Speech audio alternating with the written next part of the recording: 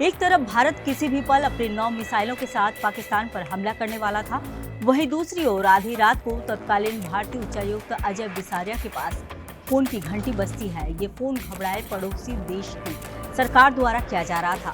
Phone पर कहा गया कि पूर्व वजीर आजम इमरान खान बातचीत के जरिए स्थिति को शांत करने के लिए प्रधानमंत्री मोदी से बात करना चाहते हैं, लेकिन पीएम मोदी ने बात करने से मना कर दिया।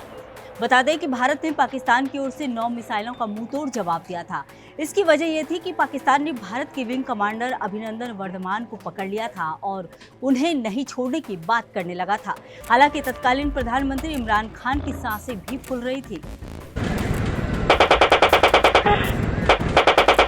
भारतीय वायुसेना ने 26 फरवरी को पाकिस्तान में घुसकर बालाकोट में एयर स्ट्राइक की थी। इसके एक दिन बाद 27 फरवरी को पाकिस्तानी वायुसेना से लोहा लेते हुए भारतीय विंग कमांडर अभिनंदन वर्धमान का विमान दुश्मन देश में क्रैश हो गया, जिसके बाद उन्हें घायल अवस्था में पकड़ लिया गया। पहले तो पाकिस्तान ने उन्हें रिहा नहीं करने की बात कही, हालांकि फिर इमरान खान ने नेशनल असेंबली में ऐलान किया कि पाकिस्तान अभिनंदन को रिहा करने वाला है। भारतीय सेना किसी भी वक्त हमले करने के लिए तैयार थी। पाकिस्तान की तरफ से 9 भारतीय मिसाइलों ने निशाना साध लिया था। पाकिस्तान को जब इसकी खबर हुई तो पूरी पाक सरकार घबरा गई। अटकलें लगाई जा रही थी कि भारत कभी भी हवाई हमला कर सकता है। इस घटना का जिक्र अजय बिसारिया ने अपनी किताब एंगर मैनेजमेंट में किया है। उन्होंने भारत की शानदार कूटनीति का जिक्र करते हुए विंग कमांडर अभिनंदन वाले मामले में बताया है कि कैसे भारत की कूटनीति के चलते पाक ने अभिनंदन को 2 दिनों में रिहा कर दिया। आइए बात करते हैं विंग कमांडर अभिनंदन वर्धमान की रिहाई की इनसाइड स्टोरी। भारत के तत्कालीन उच्चायुक्त अजय बिसारिया ने एक किताब एंगर मैनेजमेंट लिखी है, जिसमें उन्होंने अभिनंदन की रिहाई के दौरान पाकिस्तान की स्थिति के बारे में खुलासा किया है। ये स्टोरी 27 फरवरी 2019 की रात की है, जिसे कत्ल की रात से संबोधित किया गया था। पाकिस्तान ने अभिनंदन वर्धमान को पकड़ लिया था। इस पर भारत ने पाकिस्तान की ओर से अपनी 9 मिसाइलों को घुमा दिया था। इसकी खबर मिलते ही पाकिस्तान की पूरी सरकार थर-थर कांपने लगी थी और आधी रात को उस वक्त के भारतीय उच्चायुक्त अजय बिसारिया के पास पहुंच गए। उनका मकसद भारत के प्रधानमंत्री नरेंद्र मोदी से बात करना था।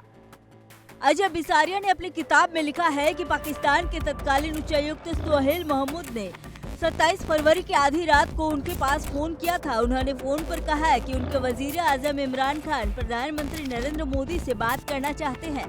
बिसारिया ने दिल्ली से बातचीत की और वापस सोहेल महमूद को कॉल कर कहा है कि पीएम मोदी इस वक्त उपलब्ध नहीं है। अगर आपको कोई मैसेज देना है तो हमें दे सकते हैं।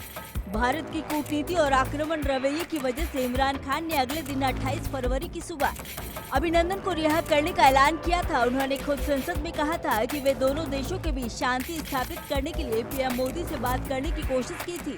इसी मामले में अमेरिका और ब्रिटेन समेत कई देशों के राजनयिकों ने पाकिस्तान से कहा था कि अगर वह भारतीय पायलट को नहीं छोड़ेगा तो उसे बड़ा नुकसान झेलना पड़ सकता है। अजय बिसारिया ने आगे कहा कि इमरान खान के एक मित्र ने उनसे संपर्क साधा था कि प्रधानमंत्री नरेंद्र मोदी और इमरान खान की कैसे मुलाकात और बातचीत हो सकती है। वे एससीओ शिखर सम्मेलन के इतर बिश्केक में दोनों की मुलाकात कराना चाहते थे।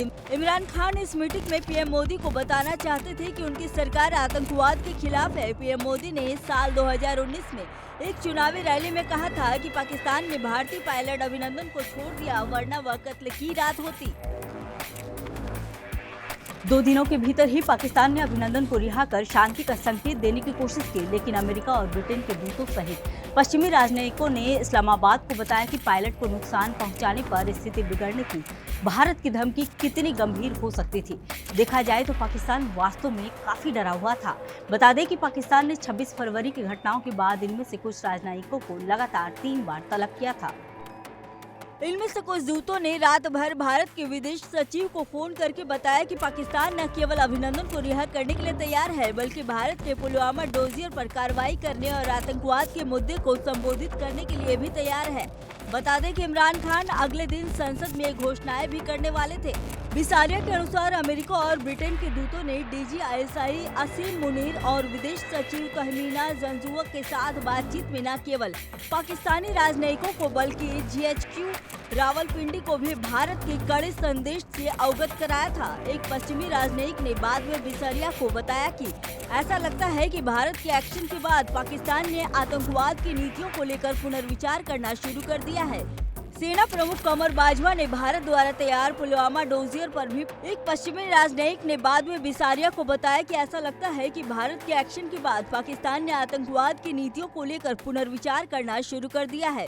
सेना प्रमुख कमर बाजवा ने भारत द्वारा तैयार पुलवामा डोजियर पर भी पश्चिमी राजनयिकों को कार्रवाई का वादा किया। पाकिस्तान की गंभीरता के बारे में सबसे महत्वपूर्ण सबूत बिसारिया को कुछ महीने बाद रात 2 बजे आईएसआई के एक करीबी व्यक्ति द्वारा किए गए फोन कॉल के रूप में मिला, जिसमें भारतीय उच्चायुक्त को एक अप्रत्याशित घटना के बारे में सचेत किया गया।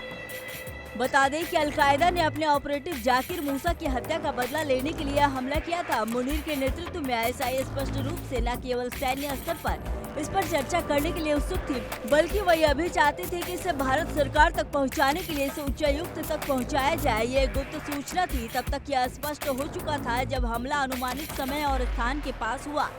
बिसारिया ने निष्कर्ष निकाला कि इनपुट या तो पाकिस्तान द्वारा एक और पुलवामा नहीं चाहने का नतीजा था, या बाजवा उस साल जून में एससीओ शिखर सम्मेलन से पहले माहौल को बेहतर बनाने का काम कर रहे थे।